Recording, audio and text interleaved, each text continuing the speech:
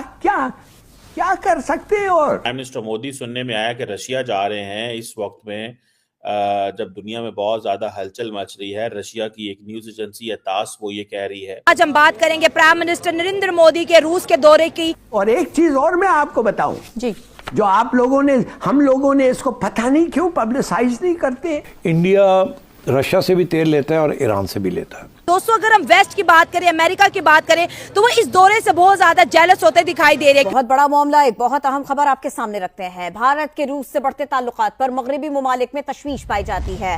बरतानवी अखबार ने ऐसा दावा किया है। दुनिया को अब इंडिया की जरूरत है, इंडिया को दुनिया की जरूरत नहीं है। कोई नहीं मसला, लेकिन अफसोस हुआ मुझे वो सारी खबर सुन के, वाकया सुन के कि वो खालिद अपना रिजवी साहब की तस्वीर उसने पकड़ी भी और सीधा वो जाके ऑस्ट्रेलियन प्लेयर से उन ज्यादा जफा मार गया। न्यूजीलैंड के प्लेयर को जफा मार लिया उसने तार साहब।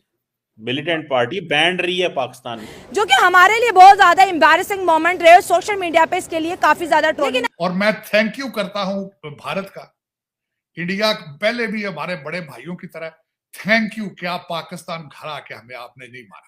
ये बहुत मेहरबानी आपकी, थैंक यू, मैं ममनून हूं आपका।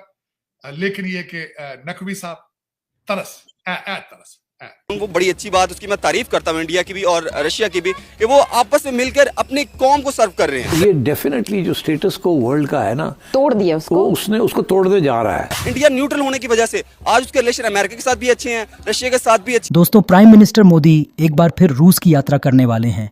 Prime minister Narendra Modi victory day parade के मौके पर 9 मई को रूस जाएंगे। रूस की न्यूज़ एजेंसी टास ने यह जानकारी दी है।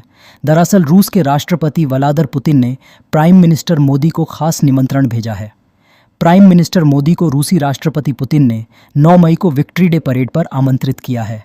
इस तरह से प्राइम मिनिस्टर मोदी उस दिन रूस जाने का प्लान बना सकते हैं। हालांकि भारत सरकार की ओर से अब तक कोई आधिकारिक जानकारी नहीं दी गई है। अगर प्राइम मिनिस्टर मोदी रूस जाते हैं तो यह 2025 की उनकी पहली आधिकारिक रूस यात्रा होगी। प्राइम मिनिस्टर नरेंद्र मोदी साल 2024 में 2 बार रूस की यात्रा कर चुके हैं। जुलाई में प्राइम मिनिस्टर मोदी का द्विपक्षीय दौरा था, जबकि अक्टूबर में ब्रिक्स सम्मेलन में हिस्सा लेने के लिए प्राइम मिनिस्टर मोदी रूस गए थे। अब पाकिस्तान मीडिया ये चर्चा कर रहा है कि देखो, प्राइम मिनिस्टर मोदी को रूस के राष्ट्रपति ने विक्ट्री डे परेड में शामिल होने के लिए आमंत्रित कर दिया है। प्राइम मिनिस्टर मोदी सुनने में आया कि रशिया जा रहे हैं इस वक्त में जब दुनिया में बहुत ज्यादा हलचल मच रही है। रशिया की एक न्यूज एजेंसी है तास, वो ये कह रही है। दूसरी बात यह है कि प्रेसिडेंट शी जिनपिंग के बारे में अमेरिकी सदर ने कह दिया कि मेरा उनसे बहुत अच्छा रिलेशन है और मैं रशिया के साथ भी अच्छा रिलेशन रखना चाहता हूँ। डिफेंस बजट को कम करना चाहते हैं। अमेरिकन तो डिफेंस बजट बढ़ाते हैं हमेशा, ताड़ साहब ये कम क्यों करना चाहते हैं, ये थोड़ी समझ नहीं आई। और ये जो मिनरल्स डील है इस पे भी थोड़ा कमेंट कीजिएगा, क्योंकि बहुत सारे लोगों का कहना ये है कि शायद अमेरिकन कह रहे हैं कि जो हमने पैसे लगाए हैं वो हमें वापस दिए जाएं। ये भी एक नई किस्म की इंटरनेशनल पॉलिटिक्स में एक चीज़ है। ताड़ साहब, एक अमेरिकी कांग्रेसमैन है जो विल्सन, उन्होंने एक बिल लेके आ रहे हैं कि जी पाकिस्तान जो है वो एक पाकिस्तान के आर्मी चीफ जो हैं उनके बारे में कि जो उनको सैंक्शन किया जाए। ये अमेरिकी कांग्रेस को क्या हो गया है, कभी कोई बिल लिखते हैं कभी कोई बिल करते हैं। ताड़ साहब, what do you make of these developments sir?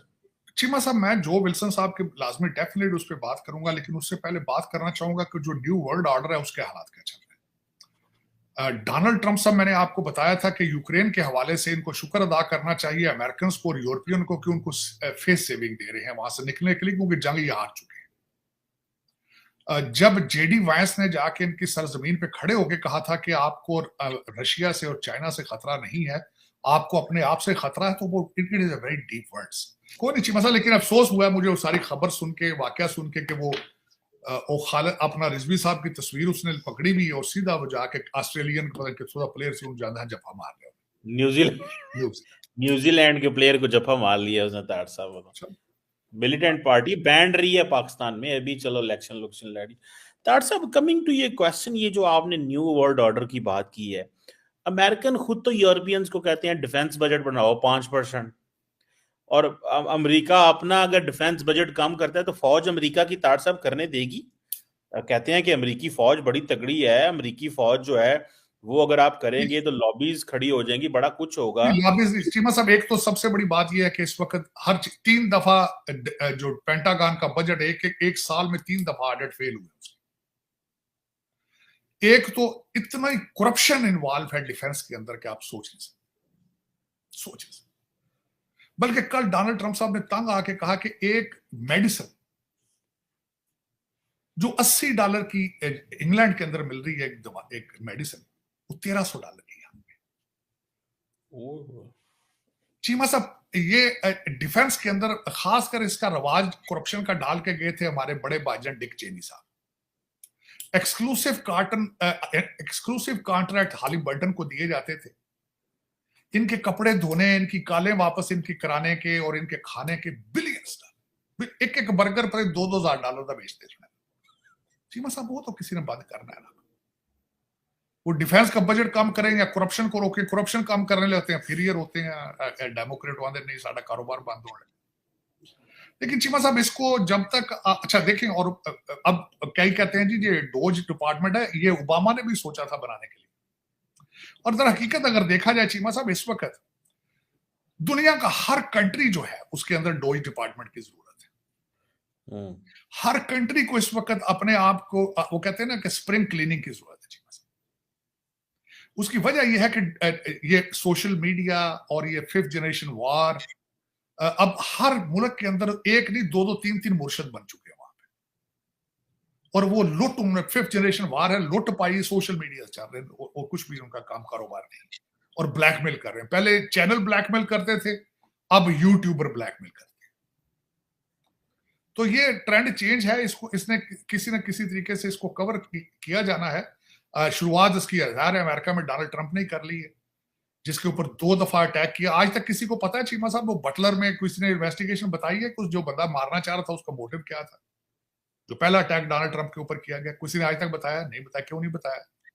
तो आप बताएं ना, आगे आएंगे, करेंगे, उसका टारगेट है। चीमा साहब, दूसरा बंदा जिसने अटैक किया है फ्लोरिडा में, सबसे पहले तो FBI उसको पकड़ने में इंटरेस्टेड ही नहीं थी। उसको पकड़ा सिर्फ इसलिए था कि किसी जो बाय स्टैंडर था, उसने उसकी तस्वीर खींच ली थी और उसको बताया था ये गाड़ी का टैग नंबर, सिर्फ इसलिए पकड़ा था, वरना तो उसको पकड़ने नहीं था। लेकिन वो जिंदा है जेल में, किसी ने आज तक बताया उसका मोटिव क्या है? तो तार साहब, 1 महीना हो गया, बताएं ना। बताएंगे चीमा साहब। काश पटेल तो परसों आया, अभी काश पटेल ने करना है ना काम। आपको पता होना चाहिए 1500 FBI के एजेंट उसने वॉशिंगटन DC से निकाल के बाहर इलाकों में भेज दिए। अच्छा, हाँ, और लेकिन ये चीमा साहब, आज की कैबिनेट की मीटिंग थी, आप एक एक बंदे को सामने रख लें, हर एक बंदा जख्मी है, हर एक बंदा आपकी एस्टेब्लिशमेंट का विक्टिम है। ये फर्क है आज का फर्क है। उसमें चीमा साहब मेरिट पे लोग बैठे हैं, स्किन कलर और सेक्सुअल ओरिएंटेशन, सेक्स प्रेफरेंस से भी नहीं बैठे, जिस तरह पहले माजी में होता था। अगर बंदा औरत बन गया है तो वो मिनिस्टर बन जाएगा। अगर आप काले हैं, आपका लास्ट नेम ब्राउन है, आप काले हैं, आपका लास्ट नेम मिस्टर व्हाइटमैन है, आप मिनिस्टर